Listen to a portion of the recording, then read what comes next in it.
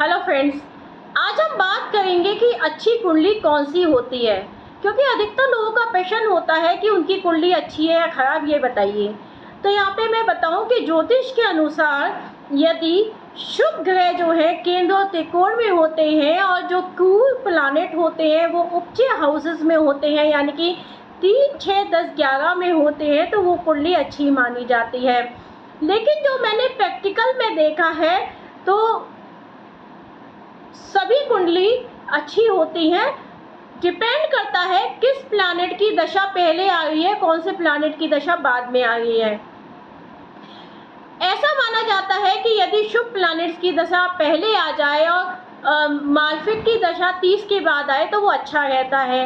क्यों? क्योंकि उस समय आप छोटे होते हैं, आपको ज़्यादा समझ नहीं होती है, आप जो है क्रूर प्लैनेट्स के जो रिजल्ट्स हैं उनको हैंडल नहीं कर पाएंगे, क्योंकि जो मालफिक प्लैनेट्स होते हैं उनकी दशा थोड़ी चैलेंजिंग हो सकती है।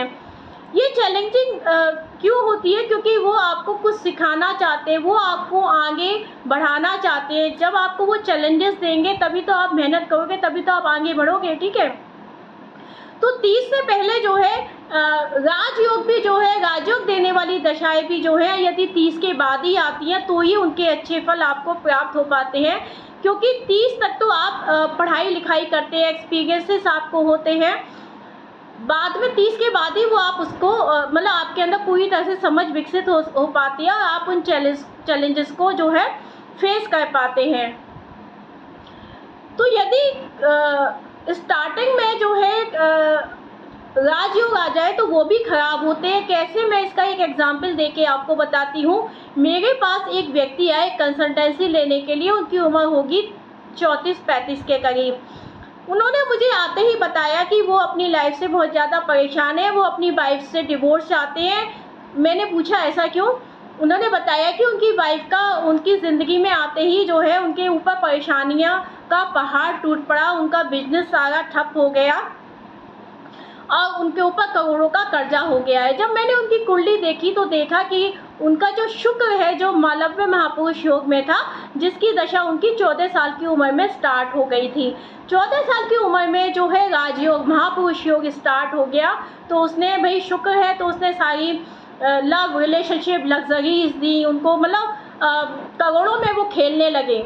उन्होंने अपनी पढ़ाई लिखाई छोड़ दी और बिजनेस स्टार्ट कर दिया। उन्होंने ट्रांसपोर्ट का बिजनेस किया, उनके पास 100 अपने ट्रक थे, ऐसा उनका कहना है। अब वो ट्रांसपोर्ट के लीडर होते हैं ना, वो ट्रकों के कुछ होता होगा, वो उसमें भी आ गए, उसमें भी वो लीडर बन गए।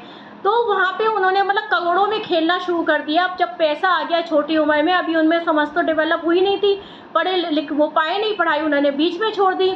तो उनको गंदी आदतें भी लग गई, उनको भोग विलासिता ये सब ड्रिंक वगैरह लेना शुरू कर दिया उन्होंने, लव रिलेशनशिप जुआ खेलना सट्टा खेलना शुरू कर दिया।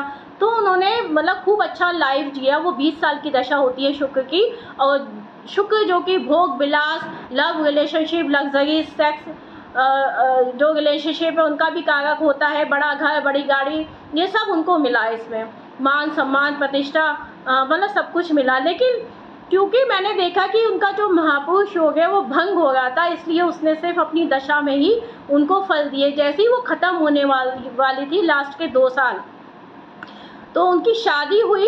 शादी होने के बाद एक बच्ची भी उसने दी। शुक्र क्योंकि शादी का भी कारक है, पुत्री संतान का भी कारक है, तो उसने अपने पूरे फल यहाँ पे दिए। लेकिन क्योंकि मैंने बताया कि उनका जो महापुरुष योग है वो भंग हो रहा था, तो सिर्फ महापुरुष योग रह गया, वो महापुरुष राजयोग नहीं रह गया वो, ठीक है। तो यहाँ पे उसने जैसी उसकी दशा खत्म हुई तो उसने सब कुछ छीन लिया।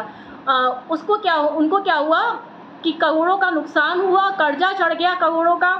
अब वो उनको लगने लगा कि जैसी मेरी पत्नी लाइफ में आई है तो इस कारण ऐसा सब कुछ हुआ है, लेकिन ऐसा नहीं था, क्योंकि उनकी पत्नी के अच्छे दिन थे। उनकी पत्नी की कुंडली में कोई ख़राब ग्रह नहीं चल रहा था, इसलिए वो उनको छोड़ के चली गई। क्योंकि वो बहुत ज़्यादा लड़ाई झगड़ा करने लगे, गाली गलौज करने लगे, तो अपने मायके चली गई अपनी बेटी को लेके। जब मैंने उनकी कुंडली देखी तो जब मैंने उनको ये बात बताई कि आपका ये राजयोग था जो कि 14 साल की उम्र से स्टार्ट हो गया, 34 साल के आते आते आपको जो है इसके रिजल्ट खत्म हो गए, क्योंकि ये यहाँ पे राजयोग हमेशा के लिए नहीं है। जबकि सेंटर में जो राजयोग होते हैं महापुरुष योग होते हैं वो जीवन भर के लिए होते हैं, लेकिन क्योंकि जब महापुरुष योग भंग हो जाते हैं तो एक पर्टिकुलर टाइम के लिए ही वो अपना रिजल्ट देते हैं, उसके बाद वो अपना रिजल्ट नहीं देते हैं। तो यहाँ पे क्या हुआ, उसके रिजल्ट क्योंकि उसकी दशा खत्म हो गई थी, उसने सब कुछ उससे छीन लिया, तो उनको लगने लगा कि पत्नी के आने से ऐसा हुआ है, पर ऐसा नहीं था। फिर मैंने उनको समझाया कि आप पहले तो अपनी पत्नी को वापस ले आइए, क्योंकि आपकी पत्नी की कुंडली में ऐसा कोई योग नहीं है, उनकी दशा अच्छी चल रही है। तो आप जो बिजनेस आप अपने नाम से कर रहे थे वो अपनी पत्नी के नाम से कीजिए। तो यहाँ पे जो है ज्योतिष की सलाह उपयुक्त समय पे लेना भी बहुत ज़रूरी है, तभी आप जो है राजयोग के फल आपको मिल पाएंगे पूरी तरह से। अगर कोई ज्योतिषी, उनको अच्छा ज्योतिषी जो है, अगर 13 साल की उम्र है जब उनकी दशा स्टार्ट हुई थी, तब वो बता देता कि देखो ये जो योग है ये 20 साल के लिए ही फलित होगा, इस 20 सालों में आपको सब कुछ मिलेगा, और वो आपको बिगाड़ना नहीं है, उसको संभाल के रखना है, क्योंकि वही आपके आगे काम आएगा। वो 20 साल की दशा खत्म होगी तो ये योग का प्रभाव भी खत्म हो जाएगा। तो उनको उस समय उनको एडवाइस दे दे, सही एडवाइस दे दे। साथ ही जैसे ही पत्नी आए तो पत्नी के नाम से वो अपना बिजनेस स्टार्ट कर दे। यहाँ पे देखना होता है कि पत्नी की दशा अच्छी है या पुत्री की दशा अच्छी है। कुंडली देख के हम सजेस्ट करते हैं कि यहाँ पे आपको आगे अब कैसे बढ़ना है, आगे लाइफ में आप कैसे तरक्की करनी है। तो हमने उनको बताया कि आप अपनी पत्नी को वापस ले आइए, हाथ जोड़ के माफ़ी मांगिए, उनको वापस ले आइए। अब आपको जो भी करना है वो अपनी पत्नी के नाम से कीजिए, ठीक है। हमने देखा कि उनकी पत्नी की दशा अच्छी चल गई है, तो फिर उन्होंने ऐसा ही किया, और फिर उसके बाद पता नहीं वो मेरे पास आए नहीं, उसके बाद दोबारा शायद अच्छा ही चल रहा होगा इसलिए नहीं आए। तो जब उनको पता चल गया ना कि यहाँ पे हाँ भाई ऐसा क्यों हुआ, तो इस यहाँ पे जो है एक तो दशा अंतरदशा का बहुत फ़र्क होता है। आपकी कुंडली में कितने भी बड़े राजयोग हो, कैसी भी कुंडली हो, लेकिन दशा अंतरदशा पे बहुत ज़्यादा इफेक्ट पड़ता है। यदि जो राजयोग आपका लग चुका है तो आपको पता होना चाहिए कि मेरा ये टाइम पीरियड अच्छा चल रहा है तो मैं इसको अवेल करूँ, मैं यहाँ पे जो है इसके पूरे शुभ प्रभाव ले लूँ। तो वो आपको पता होना चाहिए कि आपका टाइम ऐसा चल रहा है। साथ ही यदि आपका ख़राब टाइम चल रहा है तो वो भी आपको पता होना चाहिए कि मेरा अब ख़राब टाइम शुरू हो चुका है, तो मुझे अब यहाँ पे क्या करना है, ठीक है ना।